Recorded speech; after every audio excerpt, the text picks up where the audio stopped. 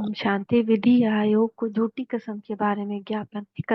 31 जुलाई 1962 को दैनिक हिंदुस्तान टाइम्स में समाचार प्रकाशित हुआ कि भारत में विधि आयोग यानी लॉ कमीशन सन नाइन नाइन- सन 1783 1873 क्या है से चले आ रहे न्यायालयों में शपथ लेने संबंधी कानून में संशोधन करना चाहती है। इस समाचार में आयोग ने इस विषय में दिलचस्पी रखने वाले लोगों से प्रार्थना की थी कि वे कोई सुझाव देना चाहें तो वे अमुक तिथि तक प्रेषित कर सकते हैं। चूंकि उपरोक्त एक्ट के अंतर्गत बहुत से लोग भगवान के नाम पर भी कसम खा लेते हैं और ऐसी कसम लेते हुए वे झूठ बोलकर महापाप करते, इसलिए उन्हें इस महापाप से बचाकर उनका कल्याण करने की जरूरत थी। इसके अतिरिक्त उन्हें भगवान जिसके नाम से वे कसम उठाते इसका भी परिचय देना जरूरी था। इसके लिए बाबा ने इस विषय में आयोग को एक ज्ञापन भेजने का निर्देश दिया। ईश्वरीय सेवा का साधन। बाबा तो ऐसे विषयों में बहुत दिलचस्पी लेते थे। बाबा किसी भी बात को निमित्त साधन मानकर विभिन्न वर्गों के लोगों को ईश्वरीय संदेश दिलाने का भरसक यत्न करते तथा कराते थे।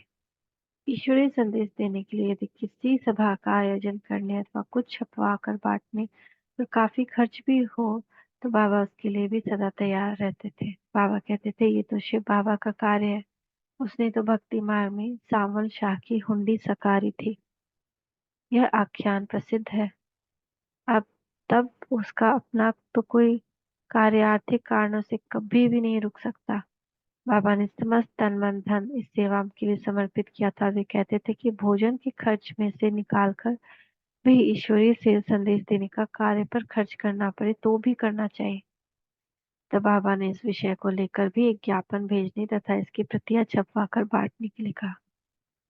शपथ का पुराना कानून और उसे बदलने की जरूरत। न्यायालय की कार्यविधि में कसम तो स्थान तो दिया जाता है गया था, लेकिन इसे लेते समय मनुष्य का ध्यान परमात्मा की ओर जाएगा और उसे ये ध्यान रहेगा कि यदि वह झूठ बोल रहा है तो मनुष्य के ऊपर जो ईश्वरीय शक्ति है उस द्वारा दंडित होना पड़ेगा। परंतु ब्रह्म कुमारी ईश्वरीय विश्वविद्यालय का दृष्टिकोण था कि सन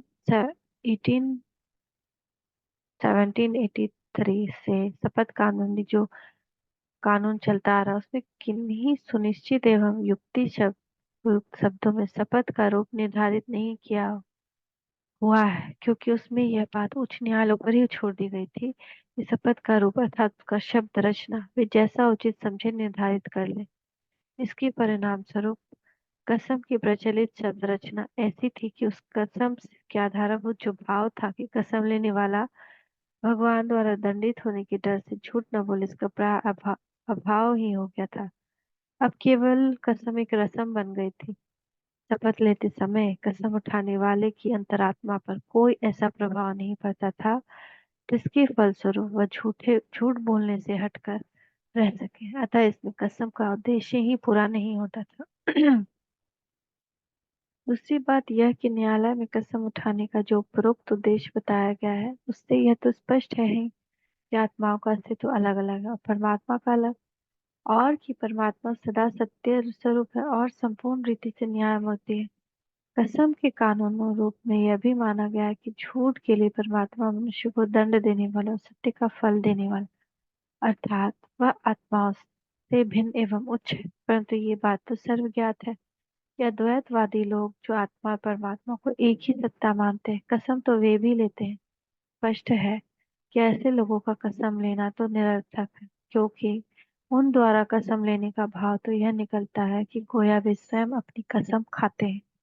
यदि कोई परमात्मा को निज आत्मा से भिन्न ही नहीं मानता तो न तो उसे परमात्मा का डर हो सकता है न उसके लिए प्यार ही। अतः उसे अनैतिकता और अनिद्र से बचाने के लिए प्रेरित करने के लिए कोई मनवेतर शक्ति तो रही नहीं, तब भला उसकी कसम की पवित्रता की सच्चाई तो रही नहीं। अतः इस कानून को इस दृष्टि से भी संशोधित करने की आवश्यकता थी कि कसम लेने वाले का ध्यान अनिवार्य रूप से परमात्मा की ओर आकर्षित हो और उसके मन में यह बात आए कि झूठ वाले बोलने वाला दंडित होता है। संशोधन के लिए सुझाव उपरोक्त आवश्यकताओं को तथा एक अन्य बात को जिसका उल्लेख आगे किया जाएगा ध्यान में रखते हुए बाबा ने अपने ज्ञापन में सुझाव दिया।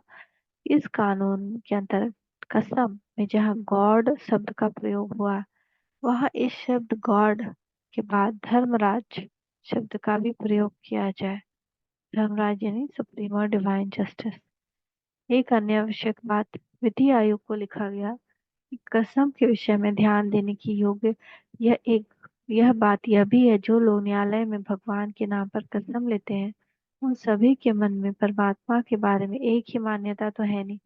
कई लोग मानते हैं श्री कृष्ण भगवान है, अन्य कई मानते हैं श्री राम भगवान है, और लोगों की कुछ और भी मान्यता है। इस भिन्नता में बहुत अंतर पड़ जाता है, और ईश्वर विषयक मान्यता में अंतर पड़ने से उनके व्यवहार और आचार में भी अंतर पड़ जाता है। उदाहरण तौर पर श्री कृष्ण उपासकों को लीजिए, उनसे प्राय लोगों में विश्वास है कि श्री कृष्ण मक्खन चुराया करते थे, और जब उनके पड़ोसी उन पर चोरी का आरोप लगाते थे तो इससे इनकार कर देते थे।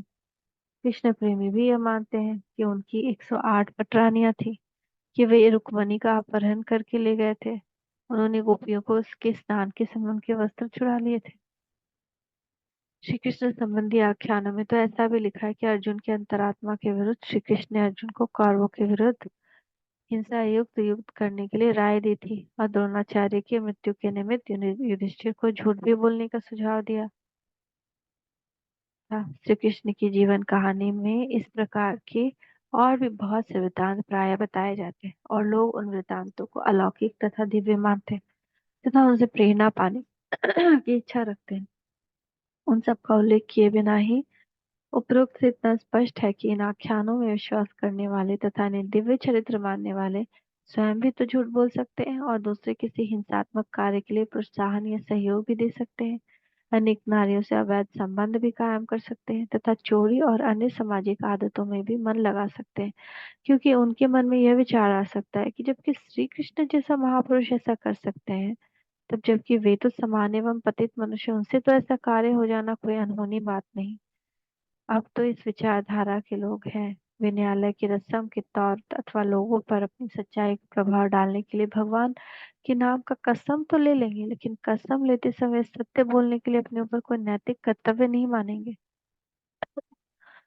दूसरा सुझाव, उपरोक्त बात का उल्लेख करते हुए विधि आयोग को लिखा गया कि जहाँ एक और इस बात की आवश्यकता थी कि श्री कृष्ण संबंधी ग्रंथों में ऐसे ऐसे आख्यानों को निकालने का यत्न किया जाए जो कि पवित्र एवं सर्वगुण संपन्न देवता श्री कृष्ण पर मिथ्या आरोप है, वहाँ यह भी किया जाए कि परमात्मा शब्द के पहले निराकार शब्द जोड़ दिया जाए, क्योंकि पहले यह जो कहा जा चुका है कि भगवान झूठ के लिए दंडित और सत्य के लिए सुख देने वाला है, यह कथन तो निराकार परम आत्मा पर, न कि किसी देवता पर चरितार्थ होता है।